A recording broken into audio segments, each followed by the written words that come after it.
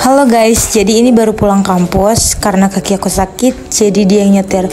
Tapi sebelum pulang kita jajan burger dulu. Di depan SD masih 5.000 nggak sih burger. Sekarang kita lagi makan. Kucingnya ribet, ganggu aja. Karena udah kenyang, mari kita buat video learning journal. Happy watching. Balik lagi sama aku Sri Stianingsi dengan NIM 2015-20027 dari kelas BKP 5A.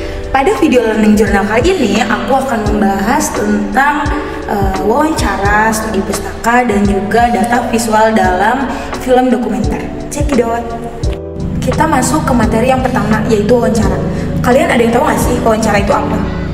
Wawancara itu adalah sesi tanya jawab yang sudah direncanakan melalui pedoman atau daftar-daftar pertanyaan yang telah disediakan terlebih dahulu. Wawancara juga dapat diartikan sebagai suatu perbincangan atau pembicaraan antara dua orang ataupun sekelompok untuk mencari atau menggali informasi-informasi dari sumber-sumber yang diinginkan. Sebelum melakukan wawancara, kita harus mengetahui dulu atau mempersiapkan segala hal sebelum wawancara tersebut. Misalnya, mencari tahu siapa narasumber yang ingin kita wawancarai, dan juga yang lebih penting adalah membuat daftar pertanyaan atau mencari tahu apa informasi-informasi yang akan kita cari, informasi-informasi yang kita gali. Dari narasumber tersebut akan muncul pertanyaan-pertanyaan yang kita ingin tahu lebih dalam atau hal-hal yang terkait. Lanjut ke materi yang kedua, yaitu studi pustaka.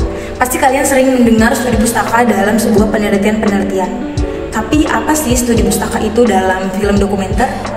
Dalam pembuatan film dokumenter ini, studi pustaka diartikan sebagai metode penelitian sebagai bahan mencari referensi, literatur, atau bahan-bahan teori yang digunakan sebagai sumber wacana atau yang berkaitan dengan informasi yang dibutuhkan dalam pembuatan film tersebut. Menurut kalian, studi pustaka dalam penelitian dengan studi pustaka dalam sebuah film dokumenter itu sama nggak sih?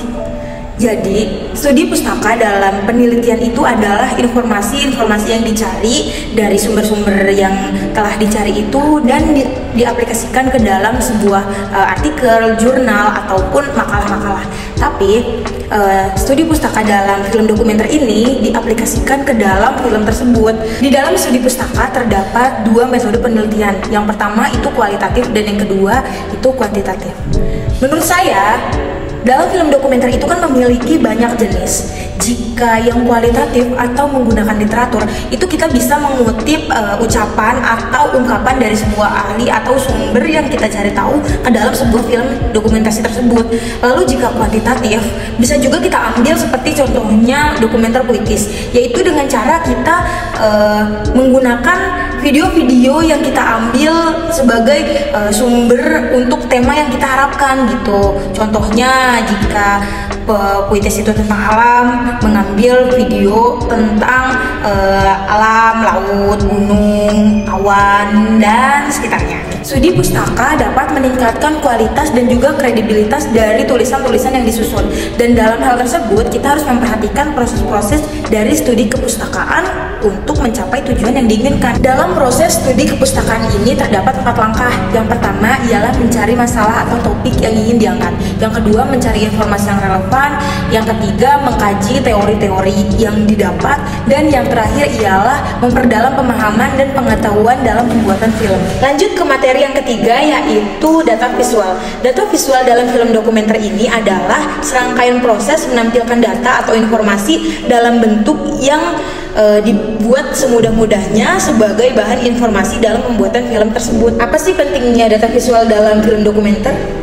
Pentingnya data visual dalam film dokumenter ini adalah untuk menunjang keberhasilan sebuah film ditayangkan sebagai bahan pemahaman atau informasi-informasi yang dibuat sedemikian mungkin supaya si pelihat itu dapat memahami pesan yang disampaikan oleh si pembuat film. Dalam film dokumenter terdapat 4 unsur-unsur visual. Yang pertama, observasional reaktif, yang kedua observasional proaktif, yang ketiga mode ilustratif, dan yang keempat yaitu mode asosiatif. Sepertinya cukup untuk penjelasan dari learning journal pada minggu ke-6 ini.